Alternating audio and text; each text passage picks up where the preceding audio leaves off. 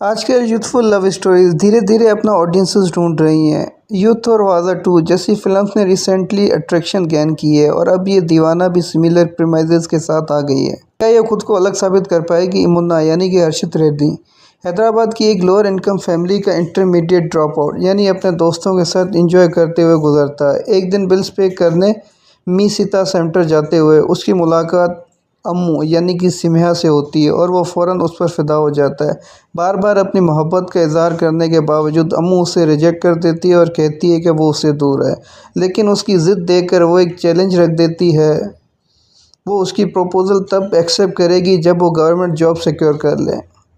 वो ये भी इंसिस्ट करती है कि तब तक वो ना उससे मिले और ना ही कांटेक्ट करे। खुद को साबित करने के लिए पुरज़म मुन्ना गोल के लिए मेहनत शुरू कर देता है, सिर्फ ये रियलाइज़ करने के लिए कि लिमिटेड क्वालिफ़िकेशन के साथ ये कितना मुश्किल है। जैसे जैसे अपनी ज़िंदगी बदलने की स्ट्रगल करता है उससे अनएक्सपेक्टेड सच्चाइयाँ मिलती हैं जब वो सब कुछ बदल देती है। क्या वो अपना ख्वाब हासिल करने में कामयाब होगा और इस सफ़र में उसका क्या राज इंतज़ार कर रहा है? परफॉर्मेंसेस की बात की जाए तो हर्षित रेड्डी एक इरेस्पॉन्सिबल नौजवान के तौर पर काबिल यकीन परफॉर्मेंस देता है जो धीरे धीरे ज़िंदगी के चैलेंजेस से मैच्योर होता है और वो केयर फ्री और इमोशनल दोनों पोर्शंस में नेचुरल लगता है और उसके डायलॉग डिलीवरी एफर्टलेस लगती है। सिम्हा सिर्फ चार्मिंग ही नहीं लगती है बल्कि जब स्टोरी उसकी असली पर्सनालिटी रिवील करती है तो उसे अपनी एक्टिंग स्किल्स दिखाने का मौका मिलता है।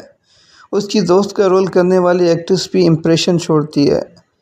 नरेश और झांसी हीरो के पेरेंट्स के तौर पर एक्सीलेंट है, जबकि विनू सिर्फ एक एपिसोड में नज़र आने के बावजूद अपनी मौजूदगी महसूस करवाते हैं। दीवाना एक टिपिकल यूथफुल रोमांस की तरह शुरू होती है। एक केयरफ्री नौजवान पर फोकस करती है जो ज़िंदगी में कोई क्लियर डायरेक्शन के बगैर एक लड़की के पीछे भाग रहा है।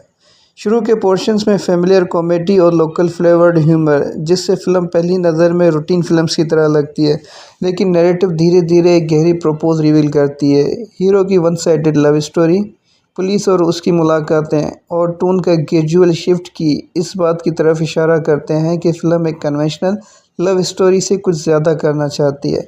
इंटरवल ट्विस्ट ऑडियंसेस की स्टोरी की परसेप्शन को पूरा ही बदल देता है। जो शुरू में प्रिडिक्टेबल लग रहा था अचानक डेप्थ गेन कर लेता है और कई पहले वाले सीन्स का मतलब समझ आने लगता है। ये ट्विस्ट फिल्म की सबसे बड़ी स्ट्रेंथ बन जाता है और सेकंड हाफ के इमोशनल कोर को ड्राइव करता है।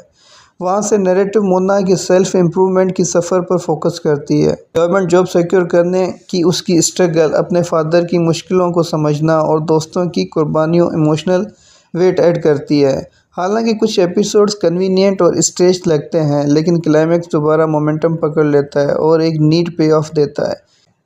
पेसिंग इशू और सेंटिमेंट की ओवरडोज के बावजूद दीवाना कामयाब होती है क्योंकि ये एक फेमिलियर लव स्टोरी को ज़्यादा रिस्पॉन्सिबल इमोशनल मैच्योर लेंस से पेश करती है। फिल्म रोमांस, दोस्ती और फैमिली वैल्यूज़ को इफेक्टिवली ब्लेंड करती है, जबकि हीरोइन से रिलेटेड ट्विस्ट कुछ ऐसा ऑफर करता है जो तेलुगु सिनेमा में रेयरली एक्सपोज हुआ है।